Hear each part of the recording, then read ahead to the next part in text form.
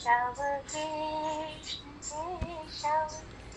कृष्ण केशव पाहि मां राम राघव राम राघव राम राघव क्षमा राम राघव राम राघव राम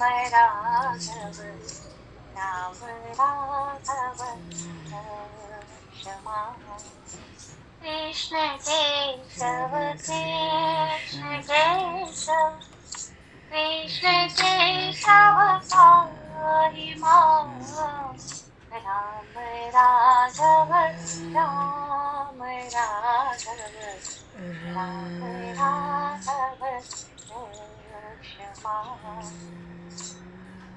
राम राघव राम राघव राम राघव क्षमा कृष्ण केशव कृष्ण केशव कृष्ण केशव पाहि मां राम राघव राम राघव राम राघव क्षमा राम राघव राम राघव राम राघव क्षमा कृष्ण केशव कृष्ण केशव कृष्ण केशव पाहि मां राम राघव राम राघव राम राघव क्षमा राम राघव राम राघव राम राघव क्षमा कृष्ण केशव कृष्ण केशव कृष्ण केशव पाहि मां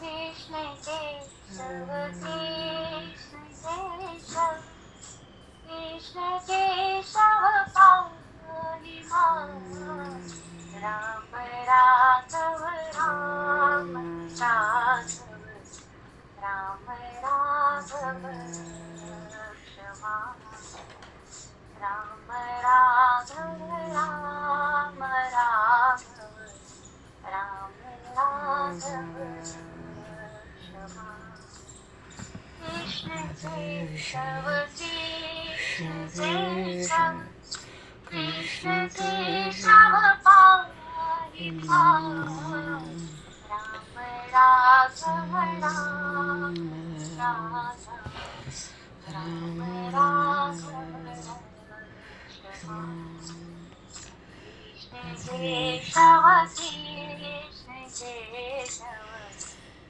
केशव पाहि मां। जय जय श्री सीताराम।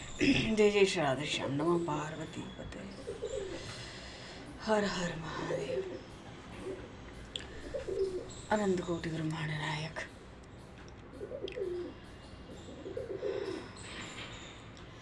सर्वेश्वर पूर्ण परात्पर ब्रह्म असंख्य कल्याण गुणगण निलय भक्तवांशा कल्पतरु शरणागत वत्सल भक्त वत्सल दीनबंधु दयासिंधु भगवान श्री सीताराम जी महाराज की सीम कृपा करने से श्री हनुमान जी महाराज की परम पावन भावमयी सन्निधि में महापुरुषों की भावमयी उपस्थिति में एवं आप सभी श्रद्धालु भक्त वैष्णवों की मंगल सन्निधि में मानव जीवन का सर्वोत्कृष्ट फल भगवत गुणगान भगवत स्मरण का लाभ हम सभी भगवान श्री कृष्ण चैतन्य महाप्रभु के लीला चरित्रों के माध्यम से प्राप्त करने जा रहे। सर्वप्रथम आप सभी भक्तजनों के श्री चरणों में भगवत भाव से सादर वंदन सादर नमन। आप सभी को यथा योगी जय श्री राम जय जय श्री राधे। हरि शरणं निताय गौर हरि बोल। बरहापीडं नटवर वपुः कर्णयो कर्णिकारम्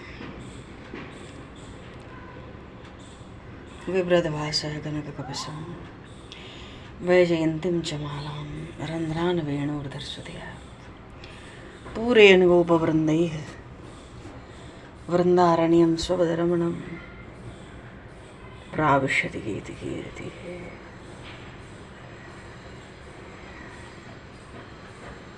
बोली श्री नंदन श्याम सुंदर भगवान की है, श्री चैतन्य महाप्रभु की जय।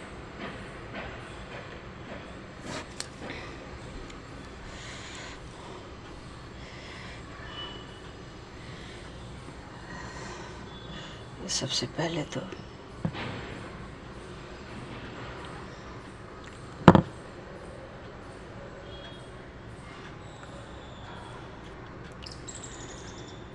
कल का दिन बड़ा विशेष है,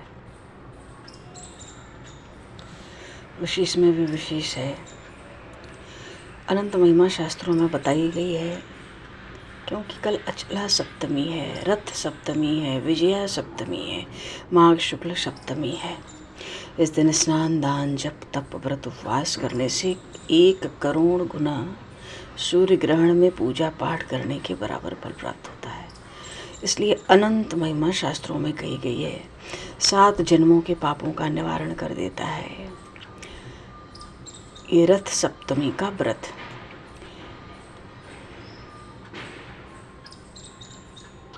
आने वाले 7 जन्मों तक किसी स्त्री के लिए विधवा नारी होने के योग को समाप्त कर देता है। कोई पुत्रहीन हो तो उसे 7 जन्मों तक पुत्र की प्राप्ति करा सकता है, मानो सांसारिक सुख भी देने वाला है। और भक्तों के लिए अचला सप्तमी का व्रत आज मध्य से ही आरंभ हो जाएगा और कल रात तक कल व्रत करना चाहिए बिना नमक का। वैसे भी रविवार है तो नमक का कोई स्पर्श ही नहीं होना चाहिए। तो उदया तिथि के अनुसार रथ सप्तमी का व्रत कल है, अचला सप्तमी, इसकी अनंत महिमा है। रविवार में पड़ जाए तो भानु सप्तमी, विजया सप्तमी, पहाड़ों के जंगल भी राख हो जाते हैं, इतनी महिमा है। रोग और शोक के मुक्ति के लिए, दर्दता की मुक्ति के लिए स्नान करना चाहिए। स्नान करने के लिए जैसे अक्षय तृतीया पर दान पुण्य होता, अक्षय तिथि है तो दान पुण्य भी किया जाता है। जो भी करो वो पता नहीं कितना हो जाता है। निर्णय सिंधु में आया, माघे मासे सीते पक्ष सप्तमी कोटि भास्करात्या स्नाना अर्घ दानाभ्याम आयु आरोग्य संपदाम। तो ये जो अचला सप्तमी रथ सप्तमी है, भगवान सूर्य अपनी कृपा करुणा का जो फल देते हैं करोड़ गुना होकर प्राप्त होता है। तो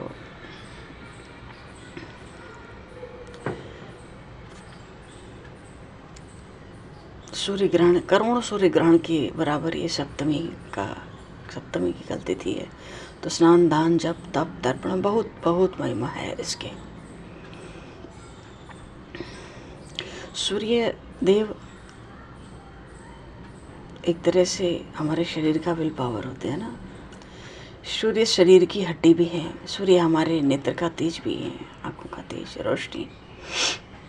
हमारे सिर का बाल भी सूर्य हैं, नेम फेम सब कुछ, कीर्ति यश।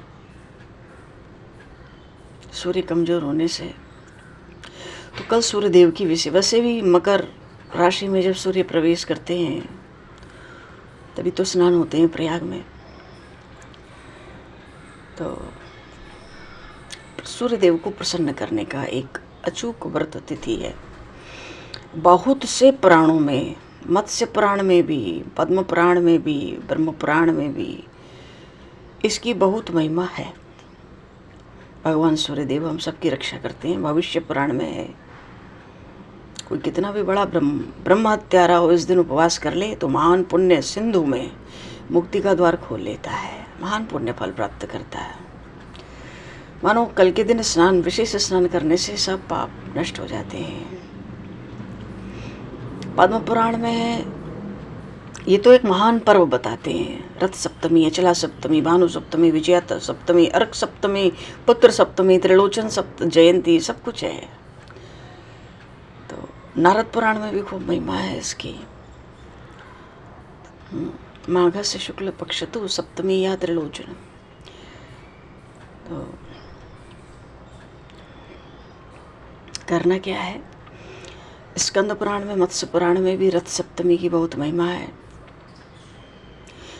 कल के दिन से मनवंतर का आरंभ हुआ। जैसे युगादि तिथि होती है, एक मनवंतर में 71 चौकड़ी होती है, एक चौकड़ी में 4 युग होते हैं। ऐसा मनवंतर का भी आरंभ हुआ है कल के दिन में।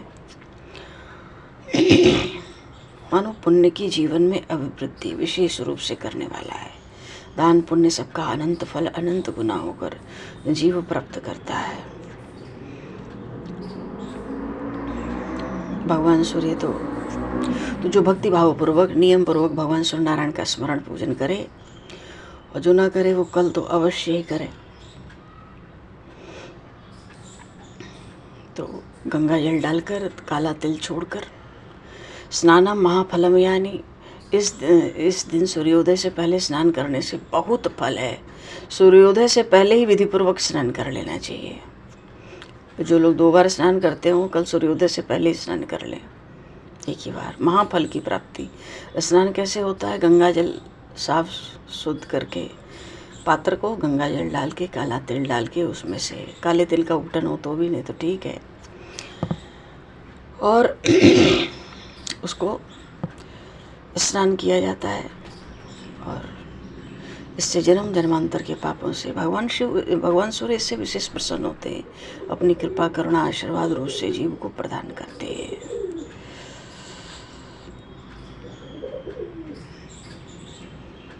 अब गन्ना का टुकड़ा तो मिलता नहीं, तो उसको डाल के भी स्नान करने की बहुत महिमा है जल के भीतर। अतः एक होता है ना, एक मदार होता है, मदार का पत्ता, एक होता है बेर का पत्ता। तो 7 मदार का पत्ता सप्तमी है ना कल, और 7 बेर का पत्ता अगर कोई अपने मस्तक पर रखकर स्नान करता है तो 7 जन्मों के जो रोग हैं उसके नष्ट हो जाएंगे। 7 जन्मों के पाप बिल्कुल नष्ट हो जाएंगे। वहाँ तो स्नान करने का मंत्र भी दिया जाता है, पापम मया जन्मनसो तन्मे रोगम च शोकमं च माँ करी हंतु सप्तमी। ऐसा इस सप्तमी तिथि का प्रभाव है। जन्म कृतम पापम जन्म अंतरितम मनो यजम तो ज्ञाते च पुनः पुनः। मानो जो पाप हमारे पिछले जन्मों के हमें ज्ञात हैं या नहीं ज्ञात हैं, मनसा वाचा कर्मणा, किसी भी तरह का पाप हो,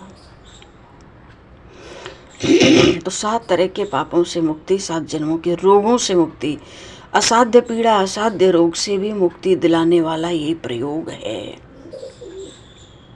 जो भविष्य के भी संकट हों, जीव के असाध्य पीड़ा असाध्य रोग, वो भी ये दूर कर देता है। 7 मदार के पत्ते, 7 बेर का फल जो भगवान शिव को अर्पित होता है, प्रिय है, उस बेर के पत्तों को मस्तक पर रखकर स्नान करने से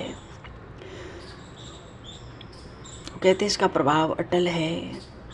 तो अधिक से अधिक इसका लाभ उठाना चाहिए। भगवान सूर्य को जो अर्घ दिया जाता है, अष्टांग अर्घ होता है। तांबे के लोटे में तो जल देना ही चाहिए, और उसमें मदार का पत्ता हो, बेर का पत्ता हो, जौ हो, उसमें अष्टगंध उसमें हो, कुछ लाल पुष्प हो, अक्षत हो, एक जनेऊ बढ़िया हो तो वो भी उसमें अंदर डाल दिया जाए, और थोड़ा सिंदूर हो, लाल सिंदूर या पीला सिंदूर, वो भी उसमें डाल देना चाहिए। तांबे के लोटे में सब 8 वस्तुएं सामग्री लेके भगवान सूर्य को नारद पुराण में कहा गया है। जो इस तरह से अर्घ प्रदान करता है भगवान शिव को, प्रदीपन सप्तमी सहितो देव गणधम दिवाकर, तो बहुत विलक्षण इसकी महिमा। ब्रह्म पुराण में भी बहुत महिमा है अष्टांग अर्घ देने की। भगवान सूर्य की 7 परिक्रमा लगती है, और दान में तांबे के लोटे में गेहूं भरकर गुड़ डालकर दक्षिणा डाल के किसी सदाचारी ब्राह्मण को दान करना चाहिए। अगर दान पुण्य न हो तो सृष्टि चले कैसे।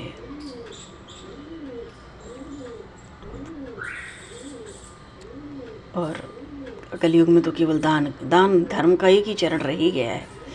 और एक चीज़ और है, कल दोपहर के समय पितामह भीष्म को का तर्पण किया जाता है, उनको जल दिया जाता है। केवल उनको जल देना, एक मंत्र से उनको जल देना 5 मिनट लगे, 10 तैयारी करने में 10 मिनट, देने में 5 मिनट भी नहीं, पर सूर्य को अर्घ देकर समाप्त किया जाता है। इसलिए 1000 तर्पण से बढ़कर उसका फल हो जाता है, जो भानु सप्तमी पे विष्णु पितामह को तर्पण करता है। और इन सब बातों की महिमा इतनी है, वस्त्र भी कोई दान करे तो लाल कपड़ा, लाल गरम कपड़ा, जो भी, उससे जो ग्रह पीड़ा मुक्ति होती है वो सब हो जाती है। उसमें फल भी करना हो तो कहते हैं लाल कोई फल हो वो दान करो। सब अक्षय ही अक्षय पर्व है ये। बोलिए श्री भक्तवत्सल भगवान की, श्री सूर्य नारायण भगवान की जय। तो भगवान बहुत सावधान, कल एकदम आवश्यक रूप से व्रत करना चाहिए, बिना नमक का फलाहार पे व्रत करना चाहिए, सबसे अच्छा है। बाकी अपनी शक्ति सामर्थ्य के अनुसार ही कुछ भी हो सकता है। बोलिए श्री चैतन्य महाप्रभु की जय। तो इतना बड़ा लाभ, इतने तरह तरह का लाभ एक दिन में अवसर उठाने का अवसर, आप हम ये समझ लें कि पूरे वर्ष की सबसे उत्तम तिथि है ये, हर दृष्टि से, शारीरिक, मानसिक, कर्म, ज्ञान, भक्ति, हर दृष्टि से। अच्छा, भगवान का जो खजाना है, भगवान तो भगवान ही है। भगवान तो अपने आनंद के लिए सृष्टि की रचना करते हैं। एकाकी न रमते, अकेले अच्छा नहीं लगता। अपने इतने स्वरूप प्रकट कर देते हैं, इसलिए कि भगवान सोचते हैं हमें आनंद हो है। पहले तो अहम ब्रह्मास्मि और फिर एको हम बहुश्यामा। भगवान ने इतनी बड़ी सृष्टि की रचना की अपने आनंद के लिए। हम भगवान की सृष्टि में भगवान के अंशों के, ममैव अंशो जीवलोके जीवभूत सनातन। अगर हमारी आत्मा परमात्मा है तो परमात्मा की आत्मा हम ही हैं। क्यों? जीव उनसे अलग है नहीं, तो भगवान तो उससे आनंद लेना चाहते हैं, जीव से। और वो संसार की ओर मुख करता है, संसार की ओर मुख करता है, शरीर संसार में मेरा। तो भगवान भी कहते हैं ठीक है, कर लो जो करना है, कर्म की बेड़ियों में जकड़ जाओ। तुम्हें तो हमने अपने आनंद के लिए रचा था, तुम कर्म की बेड़ियों में जकड़ रहे हो, तो जो पुराने तुम्हारे कर्म हैं उन शुभ अशुभ कर्मों का फल हम देंगे। तुम अपने कर्मों का फल भी भोगो, आगे की भी तैयारी करो, और जो पीछे के उनका भी फल भोगो, कर्म का फल भोगो। और नहीं, जीव यदि परमात्मा में लग के रसमय हो जाए तो भगवान उसका सब क्षमा कर देते हैं। सर्वधर्मान परित्यज्य मामेकं शरणं व्रज अहं त्वा सर्व पापेभ्यो मोक्षयिष्यामि मा शुचय। तू तो अपने आप को मुझे समर्पित कर दे। समर्पित क्यों कर दे? क्योंकि ये जो शरीर रूपी धन है, ये धन भगवान का है, जीव भगवान का है। तो जिसका धन है उस धन को हम बर्बाद करें, हमें अधिकार तो है नहीं, तो दंड तो भोगना ही पड़ेगा। जिसका धन है उसको संभाल के रखना चाहिए, जब तक उसने रखने को कहा है फिर उसी को अर्पित कर देना चाहिए। तो धन देने वाला, रखने वाला प्रसन्न होता है। जीव तो परमात्मा का धन है। मानो हमारे शरीर पर, हमारे जीवन पे हमारा कोई अधिकार है ही नहीं, और वैसे भी हम कुछ कर सकते नहीं है, कर सके नहीं है जीवन में, भविष्य में कुछ कर सकेंगे नहीं, क्योंकि सब कुछ प्रभु के हाथ में है, परमात्मा के हाथ में। राम की न चाहे सो होई, करे अन्यथा अस नहीं कोई। कोई कुछ भी कर ही नहीं सकता मनसा वाचा कर्मणा। हम नेत्रों से देखते हैं तो वो देखने की शक्ति भी भगवान है, हम कानों से सुनते हैं तो उसकी शक्ति भगवान है, हम वाणी से कुछ उच्चारण करते हैं उसकी शक्ति भी भगवान है वाणी की, और रसना पर स्वाद लेते हैं उस स्वाद की शक्ति भी परमात्मा है, जल की मिठास भी वही है, सूर्य चंद्रमा का प्रकाश भी वही है। जीव भगवान ने आज्ञा दे रखी है, मम अनुशासन माने जोई। जो मेरी आज्ञा माने वो तो मेरा प्रियतम, और जो मेरी अवहेलना करे, मेरी आज्ञा न माने, और कर्म में लग जाए, शरीर संसार में मेरा में लग जाए, तो फिर मैं भी उसको शुभ और अशुभ कर्म फलदाता, भरत जी महाराज से प्रभु कहते हैं, फिर तो उसको मैं अपने उसके शुभ अशुभ सब कर्मों का फल देता हूँ। जो मेरी ओर लग जाता है क्षमा कर देता हूँ। जो अपने आप को मुझे समर्पित कर देता है, अरे धन मेरा है, मैंने तुम्हें कुछ समय के लिए दिया है और तुम हृदय से हम ही को भगा के खुद वहाँ के राजा बन के बैठे हो, मैं मेरा की पंचायत कर रहे हो, प्रपंच रच रहे हो, तो चलो दंड भोगो। विमुखों के लिए जो भगवान के सन्मुख हो गए, भगवान ने उनका सब भार अपने ऊपर उठा लिया। भगवान कितने दयालु कृपालु कोमल है।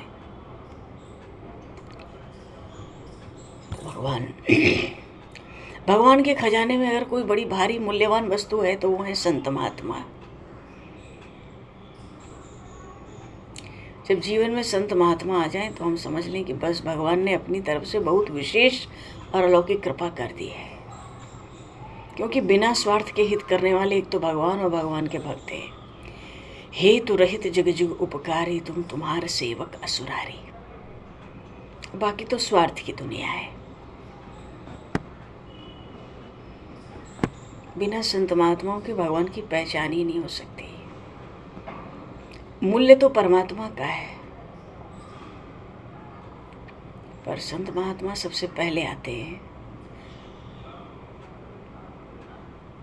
तो जितने अच्छे अच्छे संत आज तक हुए, जितने बड़े बड़े महापुरुष आज तक हुए, हो रहे हैं, अभी भी हैं, कोई स्थान संतों से खाली नहीं है। उन्हीं की कृपा से ही हम लोगों को भी चेतना होती है, हम भी थोड़े सावधान होते हैं, होश आता है, और नहीं तो पता नहीं क्या होता। संत महापुरुषों की कृपा होती है, तभी जीव को कुछ होश आता है, सावधान होता है, चेत जाता है, और नहीं तो स्वजनों के साथ बेहोशी में ही दिन रात पड़ा है। सत्संग से इन बातों का पता चलता है। जैसे वृक्ष में फल लगा और वो पक गया, उसके लिए कोई अलग से परिश्रम तो नहीं करना पड़ा।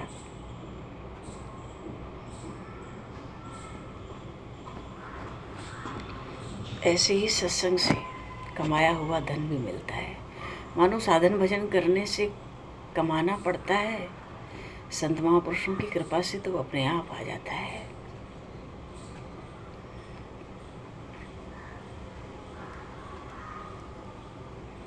वो महापुरुष भगवान है, भगवान का स्वरूप है। तो भगवान से तो पीछे पहले भगवान के भक्तों से अपना हित करना चाहिए। क्योंकि भगवान तो संसार की वस्तुएं देंगे, जो हम मांगेंगे वो देंगे, पर संत महापुरुष भगवान को दे देते हैं। पारस और संत में इतनो अंतर जान, एक सोना कंचन करें, एक करें आप समान। इसलिए कहा गया, संत महापुरुष भक्त सत्संग जीवन में मिल जाए तो दुख मिट जाता है, हृदय में प्रकाश हो जाता है, आश्चर्यजनक प्रकाश हो सकता है। महात्माओं का, संतों का ही सहारा है, दूसरा नहीं। तो संतों की जो वाणी है, उनका जो ज्ञान है, उनका जो उपदेश है, सब में हमारा मंगल कल्याण हित ही भरा है। क्यों? उनकी कृपा, उनकी करुणा जीवों पर स्वाभाविक बरसती है। इसलिए जब भगवान द्रवित होते हैं, प्रसन्न होते हैं, तो सत्संग मिलता है। जब द्रवे दीन दयाल राघव साधु संगत पाइए, तो ये भगवान की विशेष कृपा होती है। तो भगवान के खजाने में जो सबसे भारी वस्तु है वो संत महापुरुष ही हैं। भगवान ने बहुत कृपा कर दी, क्योंकि हम संतों को खोज ही नहीं सकते।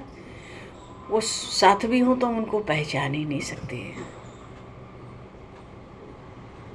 और भगवान की ऐसी विलक्षण कृपा होती है, मनुष्य जान नहीं सकता, पीछे हो जाता है कितनी कृपा हुई थी,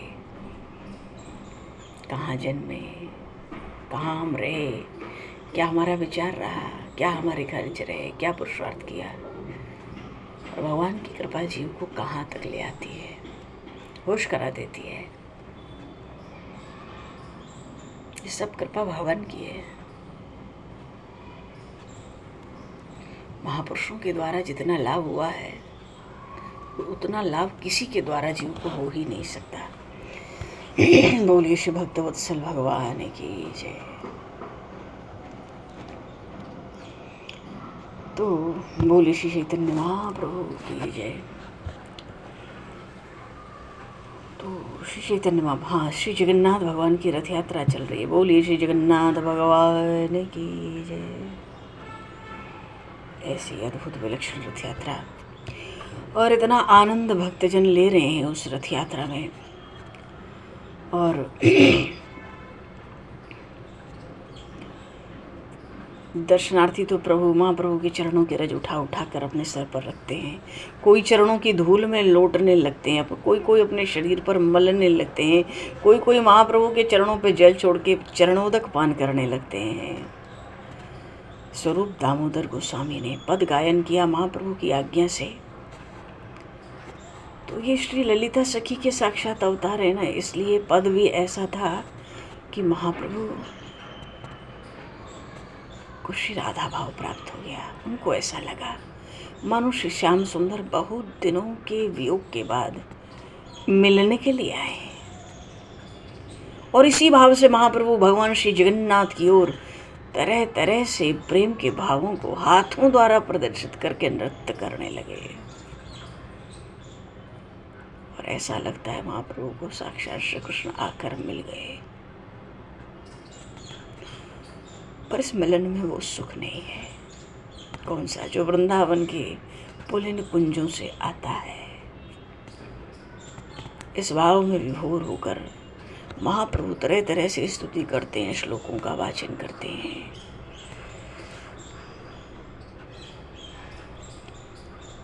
और वो प्रसंग ऐसा अद्भुत है। क्यों? श्री राधा भाव से भावित है तो श्रृंगार का प्रसंग, भाव, स्तुतियां सब वही।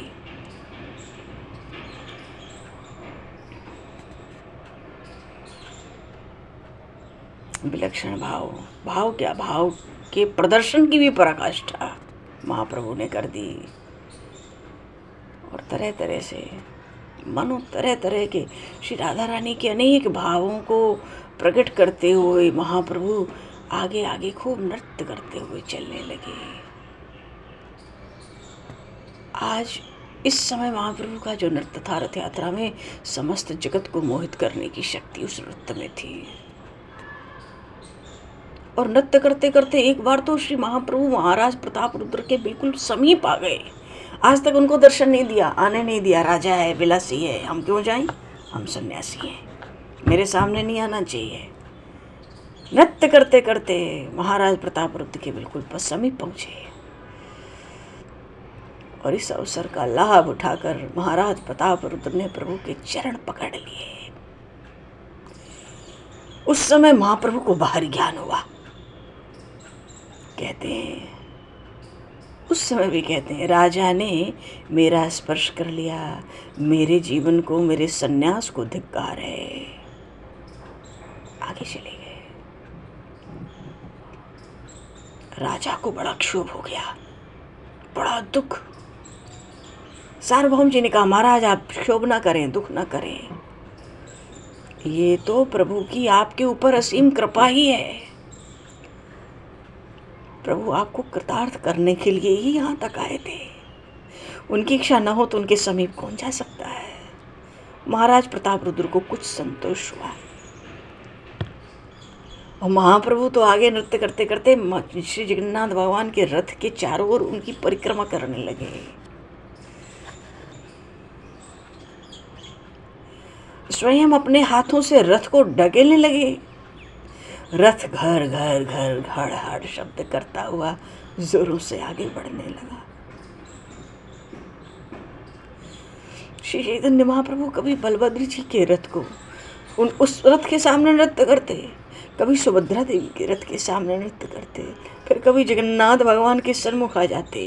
इस प्रकार रथ के साथ साथ नृत्य करते।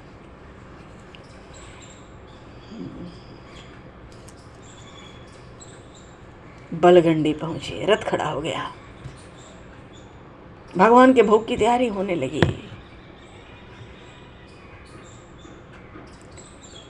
श्रद्धालु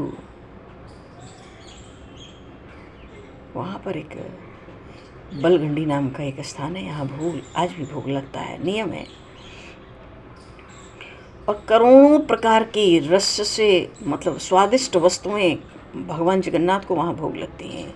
राजा हो चाहे प्रजा हो, धनी हो गरीब हो, स्त्री हो पुरुष हो, जो भी वहाँ होते हैं सब अपनी अपनी श्रद्धा के अनुसार भगवान को भोग लगाते हैं, जिसकी जैसी इच्छा हो।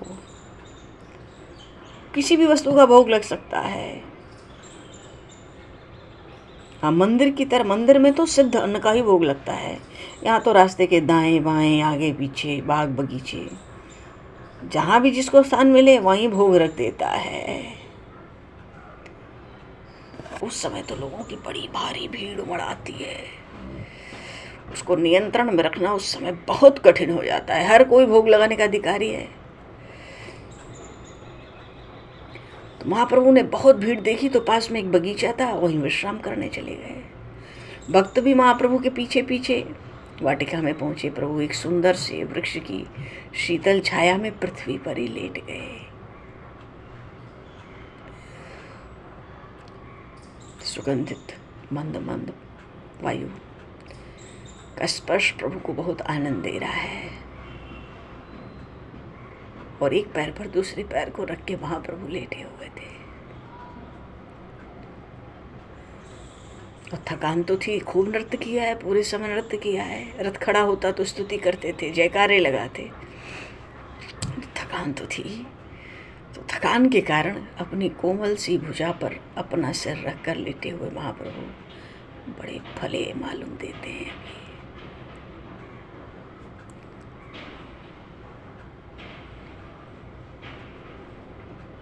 एक एक दो दो भक्त पड़े हुए, सब इधर उधर सब पड़े हुए हैं। भक्तजन अपनी अपनी थकान मिटा रहे हैं मानो। जय हो। अभी तो रथ यात्रा बीच में ही है और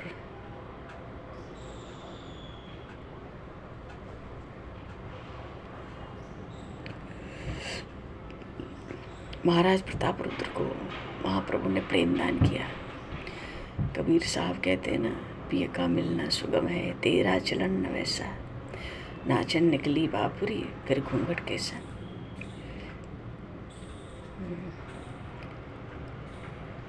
सचमुच जहाँ पर्दा है वहाँ तो मिलन नहीं है। जहाँ बीच में दीवार हो वहाँ दर्शन का सुख भी कहाँ है। जहाँ अंतर हो वहाँ सच्चा सुख नहीं हो सकता। जब तक पद प्रतिष्ठा, पैसा, परिवार, पांडित्य और पुरुषार्थ का अभिमान है, तब तक प्यारे के पास पहुँचना अत्यंत कठिन।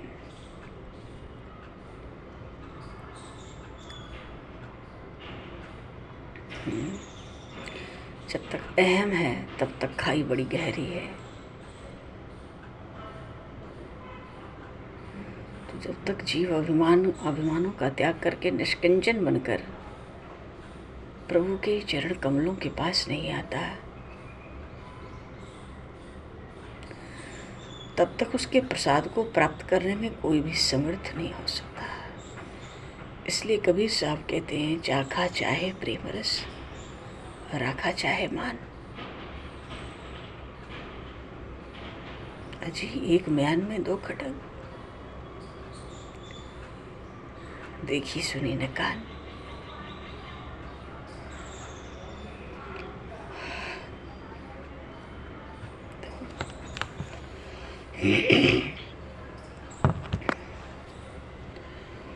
महाराज प्रताप रुद्र जब तक राज सम्मान के अभिमान में बने रहे, दूसरे लोगों से संदेश भिजवाते रहे, तब तक वे महाप्रभु की कृपा से वंचित ही रहे।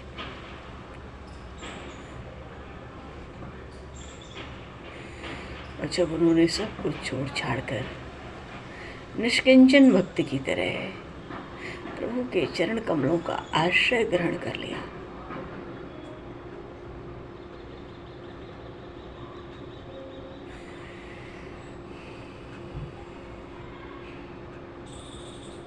तब महाभाग परम भागवत बन गए। उनकी भी गणना परम वैष्णव भक्तों में होने लगी। महाप्रभु तो बलगंडी की पुष्प वाटिका में सुखपूर्वक विश्राम कर रहे हैं। संकीर्तन और नृत्य की थकान महाप्रभु का अंग प्रत्यंग शिथिल है। हाँ, कमल के समान विशाल नेत्र थोड़े थोड़े खुले हैं, थोड़ी मूंदे हैं, थोड़ी खुली हैं, मानो अर्ध निद्रा में हो। शीतल शीतल वायु स्पर्श भी कर रही है, परमानंद का अनुभव कर रहे हैं।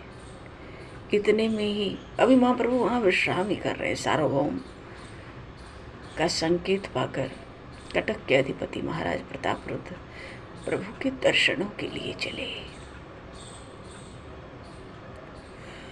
और आज महाराज प्रतापरुद्र ने अपने राजसी वस्त्र उतार दिए हैं। छत्र चमर मुकुट, कोई भी राज चिन्ह आज उनके साथ नहीं है, सबका परित्याग कर दिया।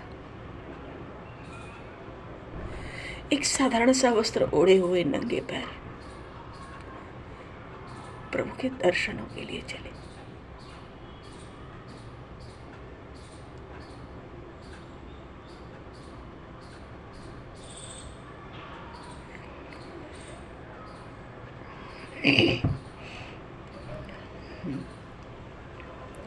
प्रभु के दर्शनों के लिए चले।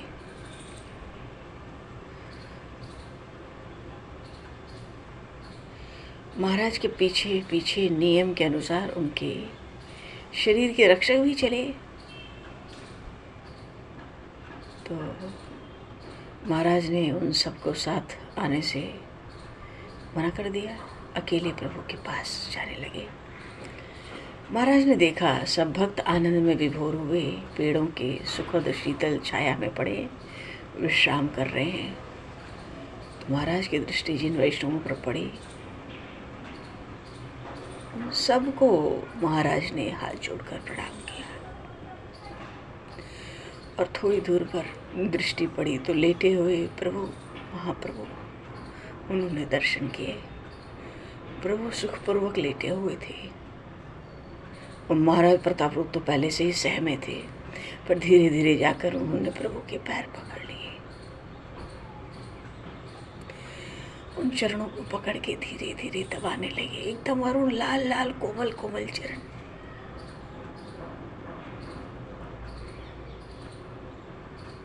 और चरण दबाते दबाते श्रीमद् भागवत के 10वें स्कंद के गोपी गीत का गायन करने लगे।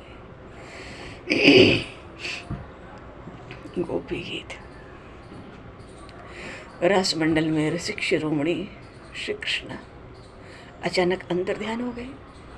उनका वियोग दुख दुखी गोपिकाएं सहन न कर सकें तो पशु पक्षी लता कुंजों में प्रभु के संबंध में पूछती हैं, विलाप करती हैं। उसी विरह का वर्णन गोपी गीत में है। जयति तेधिकं जन्मना व्रजः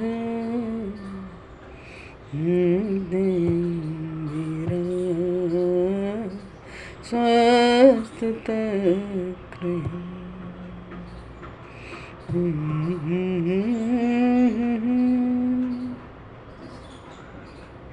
19 श्लोकों में है। आरंभ होता है जयति तेधिकम, हे श्री कृष्ण आप जब से इस ब्रज में आए, इस ब्रज की महिमा बहुत बढ़ गई। जयति तेधिकम। और महाराज प्रतापरुद्र बड़े मधुर स्वर से उन श्लोकों का गान कर रहे थे। और श्लोकों को सुनते सुनते महाप्रभु को प्रेम समाधि लग गई। आवेश में कुछ ध्यान ही नहीं रहा, हमारे पैरों को कौन दबा रहा है, कौन हमारे हृदय को परम शांति देकर अमृत रस पिला रहा है। अर्धमूर्छित अवस्था में वाह वाह, हाँ हाँ, फिर आगे कहो, आगे कहो, आगे कहो, ऐसे शब्द महाप्रभु कहते जा रहे हैं। वाह वाह, हाँ हाँ, फिर। और जब अन्य श्लोकों का गायन करते करते महाराज प्रतापरुद्र भागवत के श्लोक का गायन करते हैं। तव कथामृतम तप्त जीवनम कविभिरीडितम्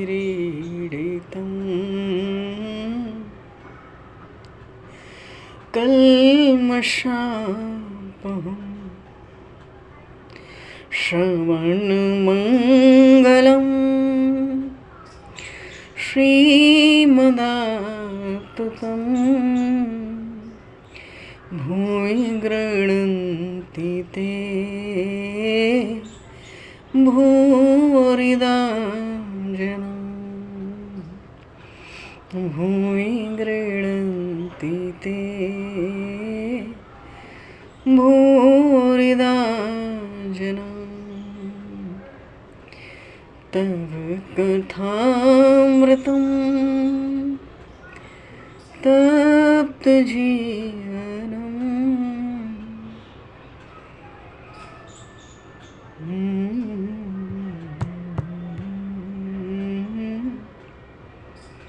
श्रवणमङ्गलं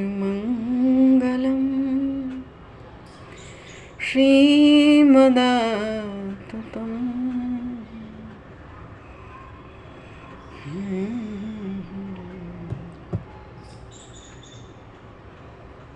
बोलिए श्रीमद् भागवत महापुराण की जय। श्री चैतन्य महाप्रभु की जय। श्री राम राजा सरकार की जय। श्री नंदनंदन श्याम सुंदर भगवान की जय। गुरु शंकर भगवान की जय। श्री हनुमान जी महाराज की जय। सब संतन की जय। सब भक्तन की जय। सब गुरुदेव भगवान की जय। भगवान समय को दर्शित करते हुए अब महाराज प्रताप रुद्र को महाप्रभु के द्वारा प्रेम दान, श्री कृष्ण प्रेम दान आगे समय को दर्शित वाणी को विराम दिया जाए। वाणी को विराम वाक्य पुष्पांजलि प्रभु के श्री चरणों में सादर समर्पित। और आप सभी को भी यथा योग्य जय सिया राम, जय जय श्री राधे, हरि शरण, निताई गौर हरि बोल।